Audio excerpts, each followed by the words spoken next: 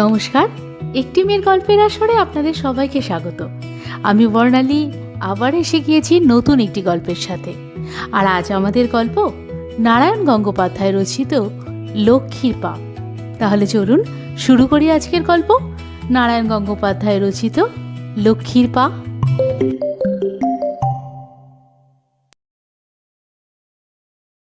বাস যায় নতুন রাস্তা দিয়ে। স্টেশন থেকে বউকে নিয়ে খানিকটা হাঁটতে হলো বলাইকে। বলাইয়ের এক হাতে টিনের সুটকেস আর এক হাতে দড়ি বাঁধা বিছানাটা। বউয়ের হাতে ভারী পুটুলি একটা, তাতেই কাঁপছিল ছেলে মানুষ বউটি।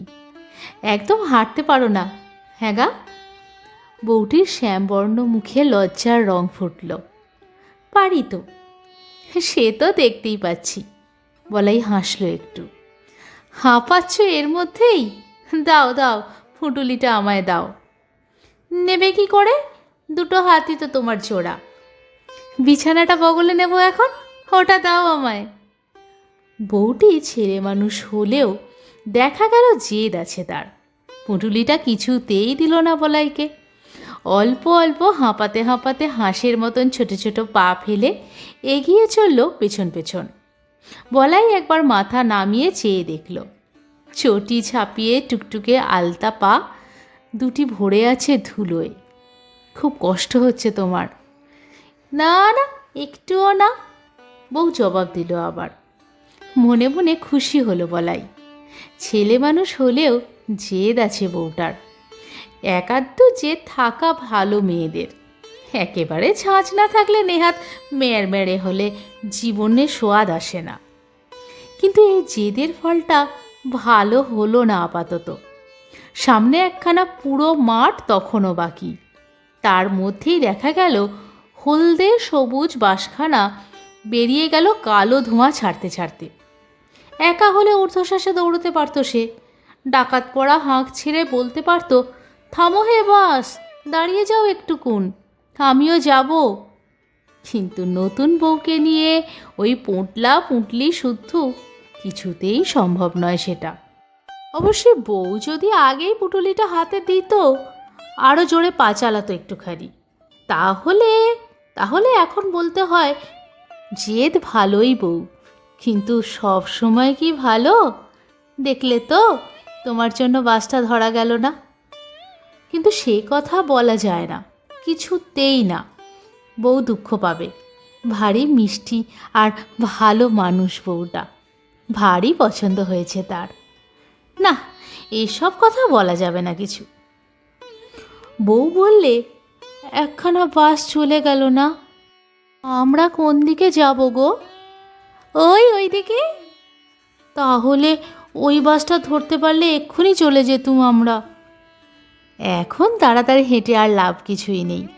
বাক্স বিছানা একটুখানি নামিয়ে ধীরে সুস্থে একটা বিড়ি ধরালো বলাই। তারপর জবাব দিলে, বাসের জন্যে ভাব নাকি, একটু পরেই এসে যাবে আর একখানা। একটু পরে নয়, অন্তত পাক্কা 1 ঘন্টা বলাই জানে। কিন্তু সেই কথা বললে বউ কষ্ট পাবে। হয়তো ডাগর ডাগর চোখে জল এসে যাবে, বলবে আমি তাড়াতাড়ি চলতে পারিনি বলেই। বাক্স বিছানা তুলে নিতে নিতে বলাই আবার বললে, অনেক বাস চলে এদিকটায়। চলায় মন্দা দিয়েছিল। বউ যেন আরাম পেল একটু। বলাইয়ের চোখ আবার নেমে গেল আলতা রাঙা ছোট ছোট 2 পায়ের দিকে, ঠিক হাঁসের পায়ের মতো।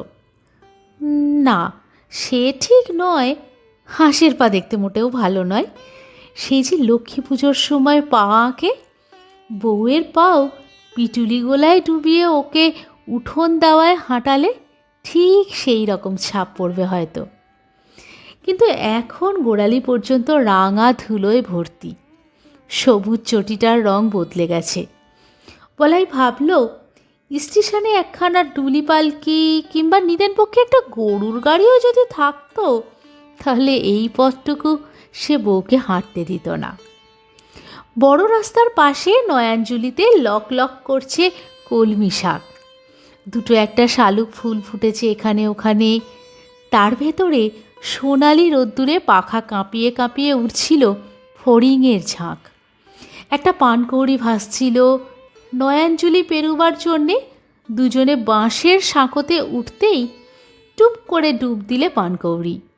ডুব সাঁতার কেটে কলমি আর শালুক পাতার তলা দিয়ে কত দূর গিয়ে গলা তুলল।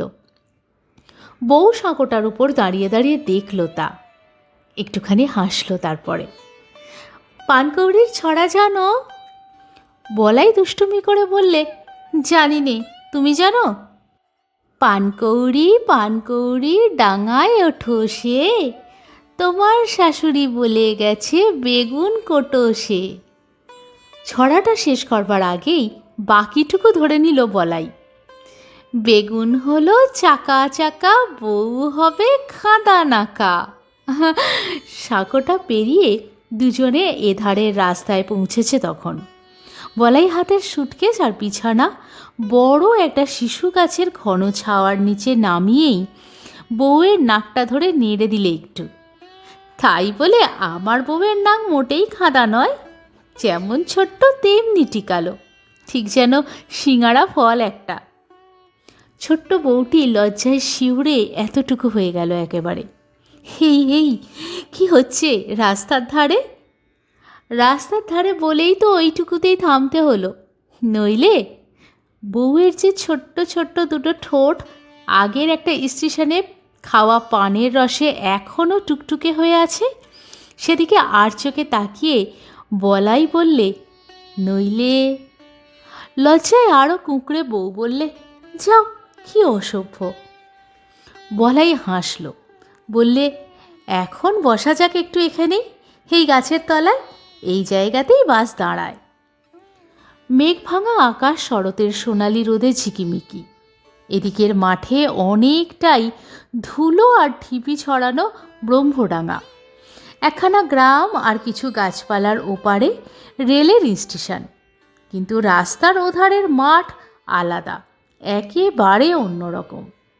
এখানে ওখানে কাশ ফুটেছে, তাছাড়া ধান আর ধান। কোথাও কাঁচা এখনও সেই ধান ঢেউ খেলতে খেলতে একেবারে দূরের আকাশে গিয়ে ঠেকেছে। যে আকাশের রং নীল, যে আকাশে কাশ ফুলের মতন ছাড়া ছাড়া মেঘ, সেই ধানের ভেতরে ছোট ছোট গাঁয়ের ছিটে ছড়ানো দু একটা তাল নারকেল। তাকিয়ে থাকতে থাকতে যেন ঘুমে ভরে আসে চোখ দুটো। মাথার উপর শিশু গাছের পাতায় শিরশির হাওয়া, রোদটা সোনা মাখানো। বউ বেশ কিছুক্ষণ ধরে চুপ করে বসে সেই রোদ, সেই আকাশ, সেই ধান ক্ষেত দেখতে লাগলো। ধান ভরা মাঠের আলপথ বেয়ে বুক পর্যন্ত ডুবিয়ে দূরে কজন মানুষ যেন কোথা থেকে কোথায় যায়। ওপাশে নয়াঞ্জলির ধারে দড়ি বাঁধা একটা কালো গরু ভরা গম্ভীর গলায় থেকে থেকে ডেকে ডেকে ওঠে। দূরে একটা বাছুরের কচি গলা সাড়া দিয়ে ওঠে সেই ডাকের সঙ্গে সঙ্গে। সেও বাঁধা আছে কোথাও, আসতে পারছে না, আর মাঠ ভরে পাখি ওড়াউড়ি করে, বক, পায়রা, ঘুঘু, শালিক। বউ দু চোখ ভরে দেখে সেসব। তার চোখে ধানের আভা, আকাশের নীল পাখিদের ছায়া। চারিদিক কি আশ্চর্য নির্জন। বউ যেন কি একটা মনে মনে আনতে চায়, পারে না। হঠাৎ তার বুকের ভেতরে তীর তীর করে কান্না কাঁপে একটা। সেই সময় বিরক্তির একটা ছোট্ট আওয়াজ বেরোলো বলাইয়ের মুখ থেকে। বউ চমকে তাকালো স্বামীর দিকে। ধুর তোর, কতক্ষণ এই গাছতলায় হাপিত্তেশ করে বসে থাকতে হবে কে জানে। কেন, তুমি যে বললেছিলে বাস এখানে ঘন ঘন আসে। বলাই সামলালো নিজেকে সঙ্গে সঙ্গে। তা তো হাসবারই কথা, কিন্তু এ তো পাড়াগাঁয়ের ব্যাপার, এ তোমার রানীগঞ্জ নয়, কিংবা কাজরাকলিয়ারির মোড়ও নয় যে সর্দারজিরা এখানে একেবারে টাইম বেঁধে বাঁশ নিয়ে আসবে। তা আসুক না যখন খুশি। বউ শান্ত ঠান্ডা গলায় বললে, আমার খুব ভালো লাগছে এখানে বসে থাকতে। রানীগঞ্জে তো খালি কালো মাটি আর কয়লার ধুলো। ধান ভরা মাঠের দিকে চোখ ছড়িয়ে দিয়ে বউ বললে, কি শুকনো খটখটে ডাঙা, এমন ধানই হয় না ওদেশে। সে কথা অবশ্যই বলতে পারো। বলাই খুশি হলো। বাংলাদেশের কত জায়গায় তো গিয়েছি, কিন্তু তোমাদের জেলার মতন অমন চোখ জুড়ানো ধান আর কোথাও কখনো দেখিনি। হ্যাঁ গা, এমন ধান ছেড়ে তুমি কেন খাদে গেলে কয়লা কাটতে?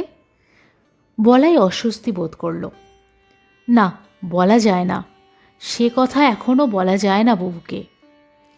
হ্যাঁ গো, তোমাদেরও নিশ্চয়ই ক্ষেত আছে, সেখানে নিশ্চয়ই এমনি করে ধান ছাপিয়ে পড়ে। সেসব ছেড়ে কোন প্রাণে তুমি গেলে ওখানে?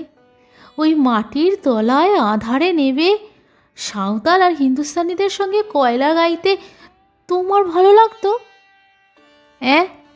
ওই ছেলে মানুষ বউটা তো ভারী জ্বালালো। বলাই আবার বিড়ি বের করে ধরালো একটা। আমার যদি এমন দেশ থাকতো, এত ধান থাকতো, আমি কোথাও যেতুম না। মাঠ ভরা ধান থাকলেই যে চাষার ভোগে লাগে না, এই সোজা কথাটা বলতে গিয়েও ঘুরিয়ে নিলে বলাই। কয়লার দেশে মেয়ে হয়ে কয়লার নিন্দে করছো বউ? কোন দুঃখে কয়লার দেশের মেয়ে হতে যাব? বউ একবার মাথা ঝাঁকালো। একটি ছোট্ট রূপার ফুল ঝিকমিক করে উঠল সিঙাড়া ফলের মতন টিকালো নাকটিতে। আমাদের দেশ তো ছিল মেদিনীপুর। সেই কবে একবার সাগর থেকে খুব বান এসেছিল না? আমার বাবা সে সময় বাবা মা ভাই বোন আর সব হারিয়ে চলে এলো কয়লার দেশে। দোকান দিলে, নইলে তো। কেবল সাগরের বাণী মানুষকে ঘরছাড়া করে না, আরও অনেক চোরা বান আছে যা একটু একটু করে পায়ের তলার মাটি কেড়ে নেয়। কিন্তু ছেলে মানুষ বউকে সেসব বলে ভয় পাইয়ে লাভ নেই। এখনও 16 পেরোয়নি ওর বয়স, ওর পায়ে বেশি কাঁটা ফোটেনি। পিটুলি গোলায় ওর পা ডুবিয়ে ঘরের দাওয়া হাঁটতে বললে ঠিক ছাপ পড়ে যাবে আলপনার লক্ষ্মীর পায়ের মতো। ওর চোখে এখনও ধানের রং, নীল নীল আকাশের ছায়া। ওর চোখের কালো কালো তারায় পাখিদের ডানা কেঁপে উঠে। বলাই একটু অন্যমনস্ক হয়ে গিয়েছিল। চমক ভাঙল বউয়ের কথায়। ওটা কি পাখি গো? ওটা ওটা তো বক। খুব হয়েছে মশাই, বক আর চেনাতে হবে না আমাকে। ওই যে ওটা, ওই ওই ওই উড়ল, কালো মতো দেখতে। কি সুন্দর রং ওর গলায়, বুকে। হো, ওটা নীলকণ্ঠ। নীলকণ্ঠ? বাহ, কি মিষ্টি নাম তো! আমি কখনো দেখিনি এর আগে। কলিয়াড়ির বাজারে আর নীলকণ্ঠ কোথা থেকে আসবে? বলাই তাচ্ছিল্যের ভঙ্গিতে হাসল। আমাদের এদেশে তো কত আসে, চাও তো কালই গুলতি দিয়ে মেরে দেবো একখানা। ভয়ের ছায়া কেঁপে উঠল বউয়ের ডাগর ডাগর চোখে। সে কি গো, এমন সুন্দর পাখি মেরে দেবে গুলতি দিয়ে? একটু মায়া হবে না তোমার? বলাই হাসল। তার বউটা ভীষণ ছেলে মানুষ, ভীষণ মিষ্টি। ঘরে যদি সৎমা না থাকতো আর সেই সৎমার জ্বালায় জিরবার হয়ে ওর বাপ যদি এক চিলতের দোকানটা নেহাত টিমটিম করে না চালাতো, তাহলে বলাইয়ের ঘর তোর কোথায় কি আছে না জেনে শুধু বাঙালি ছেলে আর সজাত বলেই একটা কয়লা কাটার সঙ্গে এমন মেয়ে বিয়ে হতো না। আলতা পড়া পায়ে এখনও ধুলো, এমন গোল গোল ছোট্ট ছোট্ট পাও কি ধুলো মাখবার? এ মানুষকে নিয়ে যেতে হয় পালকি সাজিয়ে। একটা নিঃশ্বাস ফেলল বলাই। কি হলো গো? বলাই বললে, কিছু না, ভাবছি একটু চা পেলে ভারী ভালো হতো এখন। বউ হেসে ফেলল। এই মাঠের ভেতরে চা কোথায় পাবে গো? বাড়ি চলো আগে, আমি চা করে খাওয়াবো তোমায়। বাড়ি যেতে তো এখনো। বলাই আবার সামনে নিল। পাড়াগাঁয়ের বাস, কিন্তু চায়ের দোকান এখানে একটা ছিল। ওদিকে যে টিনের ছাপটা দেখছো, ওইটে। কিন্তু ওটা তো তালা বন্ধ। বুড়ো খগেনের দোকান ওটা, 3 বছর আগে দেখে গিয়েছি।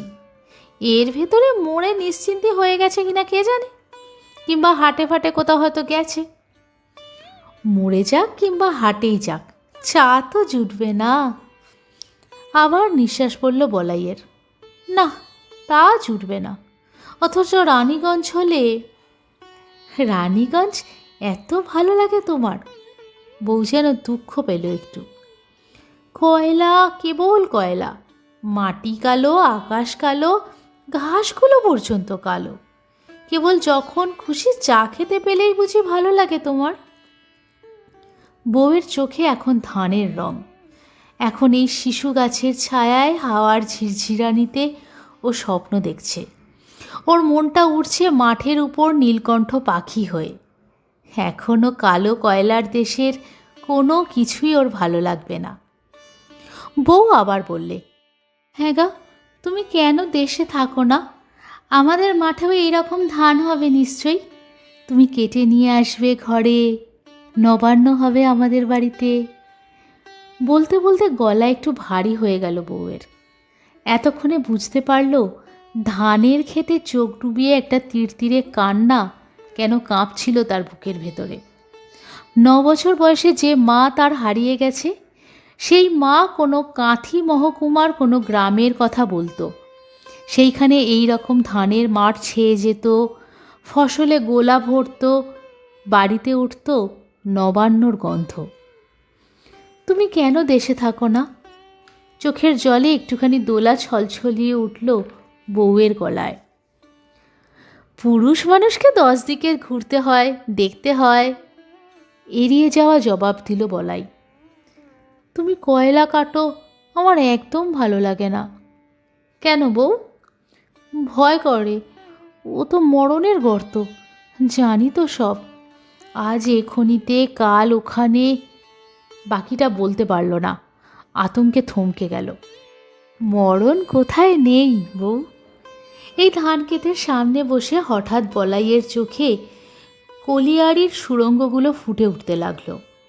মনে পড়ে গেল 500, 700, 1000 ফুট নিচে এই আকাশ, এই নীল, এই মেঘকে কখনো দেখা যায় না।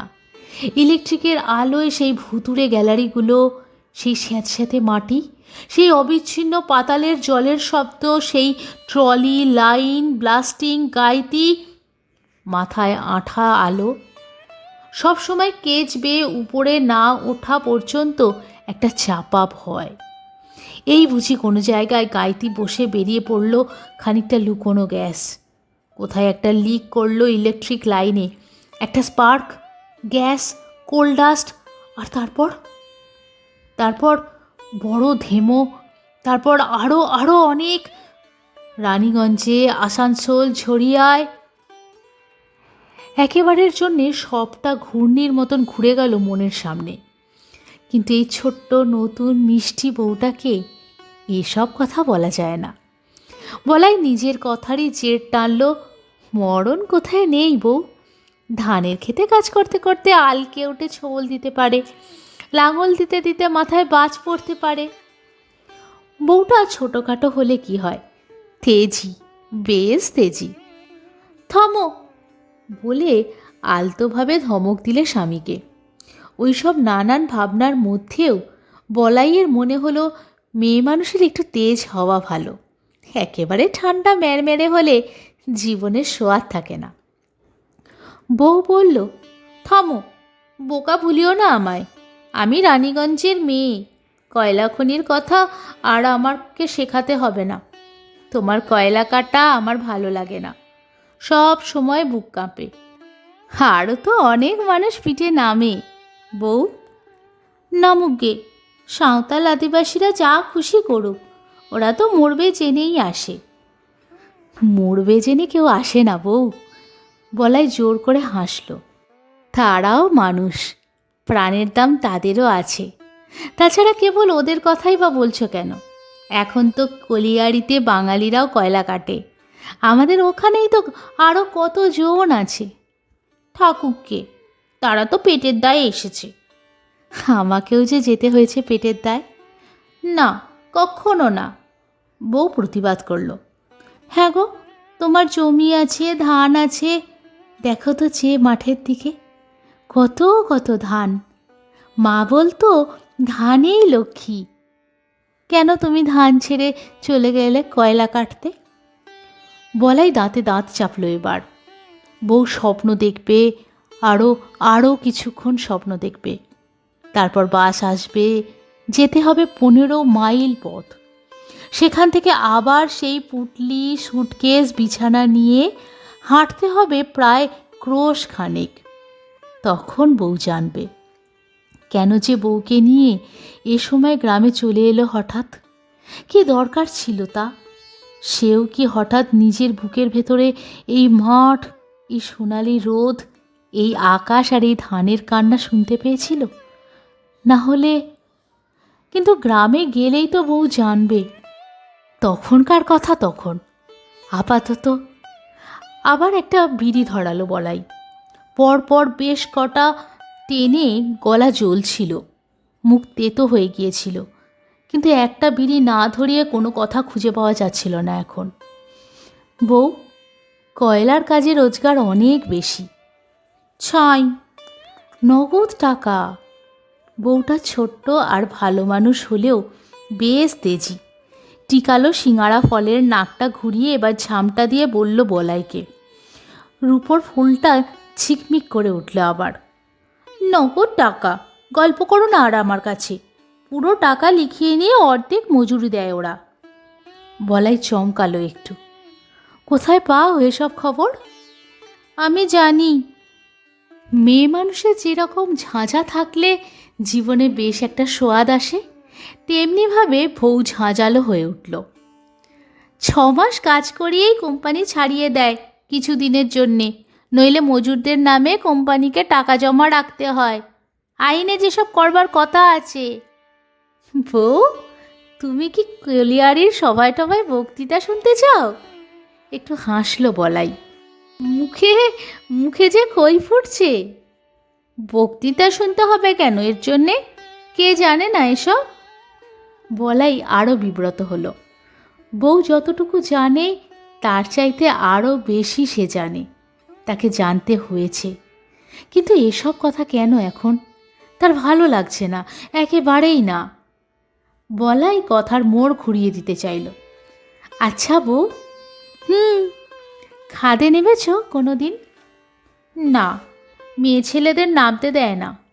দেয়, কেউ বেড়াতে চাইলে, কেউ দেখতে চাইলে নামতে দেয়। তুমি একদিন নামবে আমার সঙ্গে? চাণকের ওই পাতালপুরি? হ্যাঁ, দেখলেই ভয় করে আমার। ভয়ের কিছু নেই বউ। খাঁচা বেয়ে নেমে যাচ্ছে ঝাঁ ঝাঁ করে, মনে হবে একটা মস্ত দাঁড়া, তার গায়ে চিকচিকে জলের ধারা, অন্ধকার নামতে নামতে হঠাৎ মাটি। তারপরেই আলাদিনের গল্প শুনেছ তো? ঠিক তেমনি দেখতে পাবে ট্রলির লাইন, ইলেকট্রিকের আলো, গ্যালারির পর গ্যালারি, মানে কয়লা কাটার সুড়ঙ্গ। ঠিক সুড়ঙ্গ না, যেন লম্বা লম্বা বারান্দা, সব কলে করে হাওয়া টেনে ছড়িয়ে দিচ্ছে চারিদিকে। বুঝতেই পারবে না মাটির তলায়। এত তলায় চলে এসেছো তুমি, যেন রাতের বেলা মস্ত একটা বাড়ির ভেতরে। আরও ভালো করে বউকে বোঝানোর ইচ্ছে ছিল বলাইয়ের। বেশ একটা রূপকথার আমেজ তৈরি করবার তালে ছিল সে। কিন্তু ছোট্ট জেদি বউটা নাকের রূপোর ফুল ছিলিক দিয়ে আবার ধমক দিয়ে বললে, তুমি থামো দিকিনি, ওসব গল্প ঢের শুনেছি আমি। বউটা এরপরে মধ্যে মধ্যে বেশ ঝগড়া করবে মনে হলো বলাইয়ের। পানে রাঙা পাতলা ঠোঁট দুটো টুকটুক করছে, যেন পাকা লঙ্কা গো, যেন ঝাঁঝ তেমনি স্বাদ। সব ভুলে গিয়ে বউয়ের দিকে চেয়ে রইল বলাই। যদি সৎ মাটা খানটার না হতো, যদি ওর বাপের দোকানটা টিমটিম করে না চলতো, যদি ওর বাপ একেবারে নিপাট ভালো মানুষ না হতো, তাহলে কি আর? বউ, কয়লার দেশে থাকতে তোমার ভালো লাগে না না? বউয়ের চোখ আবার মাঠের দিকে। ধান, যতদূর চোখ যায় ধান। শরতের সোনার রং রোদ্দুরে লহরে লহরে খেলে যাচ্ছে তার উপর দিয়ে। কয়েকটা গাঁয়ের ছোট ছোট ছোপ লেগেছে এখানে ওখানে। ছাড়া ছাড়া দু একটা গাছ, অনেক দূরের তাল নারকেলের আগাগুলো আকাশের সাদা মেঘ ছুঁয়ে ছুঁয়ে। ঘুঘু উড়ছে, পায়রা উড়ে যাচ্ছে, বুকে গলায় রঙের ঝলক দেখিয়ে ওড়াওড়ি করছে নীলকণ্ঠ। তিনটে শালিক কি যেন খুঁজছে এসেছে বাঁশের রাস্তার ওপরে। তাদের দুজনের মধ্যে আবার ঝগড়া হয়ে গেল। হাওয়া কি হাওয়া! বউ ডুবে গেছে তার ভেতরে। চোখে ধানের রং, নীলকণ্ঠের রং। কোত্থেকে হলুদ পাখায় কালো ছিট দেওয়া প্রজাপতি উড়ে এলো, বসল বউয়ের ডুরে শাড়ির উপর। বউ, হ্যাঁ, একটা প্রজাপতি এসে বসেছে তোমার কাঁধে। চিনতে পেরেছে নতুন বউ বলে। বউ জবাব দিল না, মিষ্টি, ভীষণ মিষ্টি করে হাসল। চোখ দুটো যেন ঘুমে জড়ানো। হঠাৎ ভারী কষ্ট হলো বলাইয়ের। কেমন চিনচিন করতে লাগলো বুকের ভেতরটা। ভরা নিঃশ্বাস বেরিয়ে এলো একটা। বউ, ফিরে গিয়ে তো আমার সঙ্গে কুলি ধাওয়ায়। অন্যমনস্ক হয়ে বউ বললে, যাব না, আমি ফিরে যাব না। কিছু না, কিছু না, কেবল কথার কথা। না ভেবেই বলেছে বউ। চোখে এখন ওর ঘোর লেগেছে, সেই জন্যেই বলেছে। কিন্তু চিনচিনে ব্যথাটা একটা দমকা কান্নার মতন ফেটে পড়তে চাইল তার। আমি জানি বউ, তোমার ছোট ছোট পা দুটো ঠিক লক্ষ্মীর মতন। পিটুরি গোলায় ডুবিয়ে দেওয়ার উঠোনের মধ্যে দিয়ে তোমায় হাঁটালে ঠিক আলপনার লক্ষ্মীর পায়ের মতো দেখাবে। কিন্তু টুকটুকে ঠোঁটের সোনা বউ আমার, লক্ষ্মী আমার, আমি কোথায় বসতে দেব, কোথায় পাতবো তোমার জন্য আসন? কোথা থেকে আনবো ধানের ছড়া? কেমন করে আনবো নবান্নের গন্ধ? ওই যে দূরের আকাশটা, নীল নীল আকাশটা, একটু একটু সাদা মেঘ নিয়ে মাটি ছুঁয়েছে, অথচ ও আকাশ কোনো দিন মাটি ছোঁয় না। তেমনি করে ওই ধান, এত ধান, বলাইয়ের কাছে চিরকালটা ভ্রম জাগায়। মনে হয় হাত বাড়ালেই নিতে পারি, কিন্তু কোনো দিন ছোঁয়া যায় না। গুলতি খেয়ে নীলকণ্ঠ পাখি কেমন করে ঘুরতে ঘুরতে পড়ে, বউ তা তো দেখেনি। দূরে বাসের শব্দ রাস্তার বাঁকে। হলদে সবুজ রঙের বাস আসছে একটা। বাসে ভিড় ছিল। বউকে কোনো মতে বসতে দিয়ে বেশ খানিকটা দাঁড়িয়ে থাকতে হলো বলাইকে। যখন একটু ফাঁকা হলো তখন নামবার সময় হয়ে এসছে। বাস থেকে নেমে কটা দোকান পাশার পার হয়েই সেই ধানক্ষেত, আলের পথ। এই পথ বেয়ে ক্রোশখানেক হেঁটে বাড়ি পৌঁছতে হবে। বলাই আর ভুল করল না এবার। বাক্স আর বিছানাটা একসঙ্গে করে বললে, ধরো দেখিনি, একটু তুলে দাও আমার মাথায়। বউ অবাক হয়ে গালে হাত ছোয়ালো। বলো কি গো, একেবারে কুলির মতন মাথায় নিয়ে? গায়ে এসে গিয়েছি না, এখানে আমি চাষার ছেলে। বলতে বলাইয়ের মনটা কেমন যেন সুখে অহংকারে ভরে উঠল। এখন এখানে আমি চাষির ছেলে গো বউ। আমার বাপ ঠাকুরদা চিরকাল এমনি মাথায় করে বোঝা বয়েছে। দাও এবার পুটুলিটা আমায়, একটা হাত গো খালি রয়েছে। বউ দিতে চায়নি, কিন্তু আর প্রশ্রয় দেওয়া যায় না। মেয়ে মানুষের একটু আধটু জেদ থাকা ভালো, কিন্তু বেশি থাকা ভালো না, তাহলে শাসন করতে হয়। বলাই প্রায় কেড়েই নিল পুটুলিটা। তোমার ভারী কষ্ট হবে গো। কিছু না, কিছু না, এর 4 গুণ বইতে পারি আমি। তুমি এখন চলো দেখিনি, বেলা পড়ে এলো, সামনে এখনো 1 ক্রোশ রাস্তা। সাঁঝ ঘোর ঘোর হওয়ার আগেই পৌঁছতে হবে গায়ে। কিন্তু 1 ক্রোশ হাঁটতে পারবে তুমি? আলতারাঙা ছোট ছোট পায়ের দিকে তাকিয়ে বলাইয়ের নিঃশ্বাস পড়ল। হাঁটতে পারবে তুমি? খুব পারবো, খুব পারবো, মাথা ঝাঁকিয়ে জবাব দিল বউ। না পারলেই বা উপায় কি? ঢুলি পালকি তো নেই যে সোনা বউকে রানীর মতন বসিয়ে নিয়ে যাবে তাতে। আশেপাশে একটা গরুর গাড়ি থাকলেও কথা ছিল, কিন্তু তাও তো দেখা যাচ্ছে না। বলাই বললে, বউ চলো চলো। ছোট ছোট পা ফেলে হাঁসের মতো ভঙ্গিতে বউ সঙ্গে চলতে লাগলো।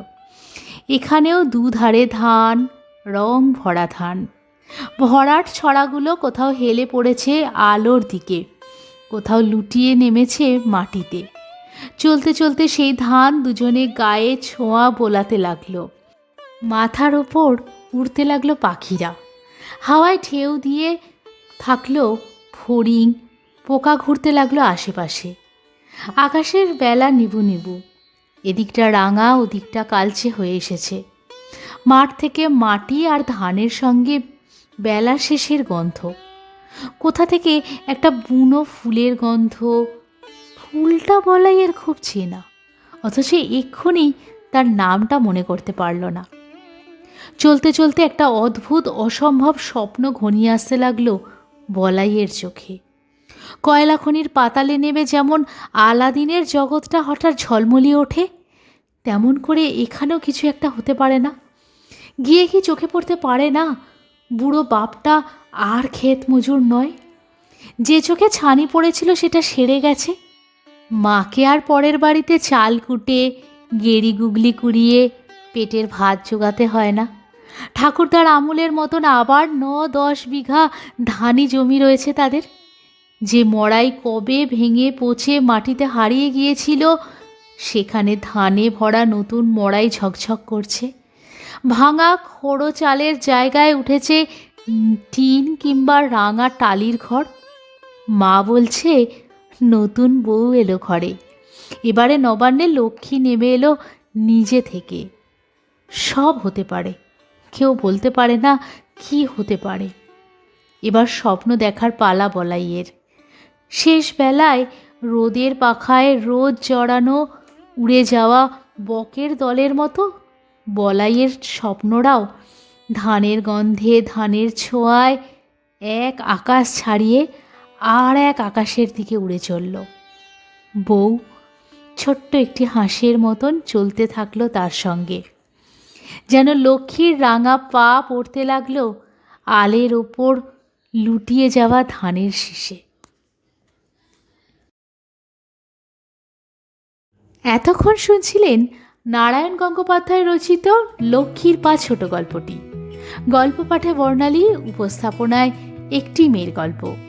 গল্প পাঠে কোনো ভুল ত্রুটি থাকলে নিজ গুণে ক্ষমা করে দেবেন। আর ভালো লাগলে অবশ্যই একটা লাইক করবেন এবং কমেন্ট করে আপনাদের গুরুত্বপূর্ণ মতামত আমাদের জানাবেন। তাহলে আজকের মতন আসি, আবার দেখা হচ্ছে নতুন একটি পর্বে নতুন একটি গল্পের সাথে। ততক্ষণের জন্য সকলে সাবধানে থাকবেন, সুস্থ থাকবেন।